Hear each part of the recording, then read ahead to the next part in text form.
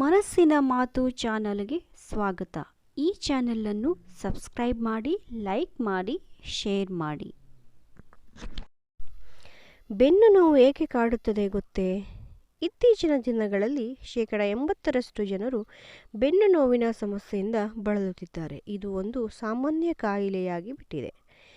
ಬಗ್ಗಿ ಏನಾದರೂ ಕೆಲಸ ಮಾಡುವಾಗ, ಭಾರ ಎತ್ತುವಾಗ, ಅಂಕುಡೊಂಕಾದ ರಸ್ತೆಗಳಲ್ಲಿ ವಾಹನ ಚಲಾಯಿಸುವಾಗ, ನಡೆಯುವಾಗ ಒಮ್ಮಿಂದೊಮ್ಮೆಲೇ ಬೆನ್ನು ಹಿಡಿದಂತೆ ಆಗಿ ನೋವು ಕಂಡುಬರುತ್ತದೆ.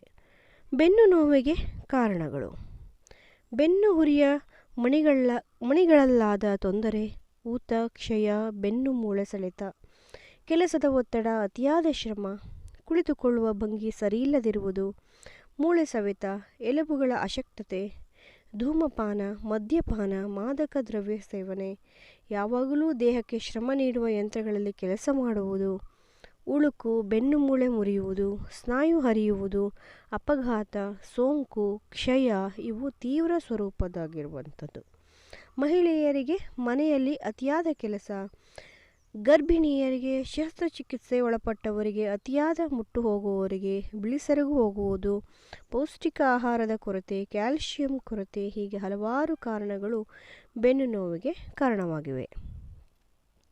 ಜೀವನ ಶೈಲಿಯನ್ನು ಬದಲಾವಣೆ ಮಾಡಿಕೊಳ್ಳಬೇಕು. ಹಾಗಿದ್ದರೆ ಮಾತ್ರ ಬೆನ್ನು ನೋವಿಗೆ ಪರಿಹಾರ ಕಂಡುಕೊಳ್ಳಬಹುದು.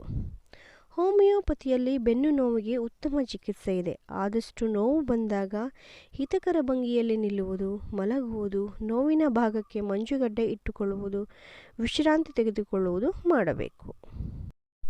ಈ ವಿಡಿಯೋ ನೋಡಿದ್ದಕ್ಕೆ ಕೇಳಿದ್ದಕ್ಕಾಗಿ ಧನ್ಯವಾದಗಳು. ಹೆಚ್ಚಿನ ವಿಡಿಯೋಗಳಿಗಾಗಿ ಈ ಚಾನಲನ್ನು ಸಬ್ಸ್ಕ್ರೈಬ್ ಮಾಡಿ, ಲೈಕ್ ಮಾಡಿ, ಶೇರ್ ಮಾಡಿ.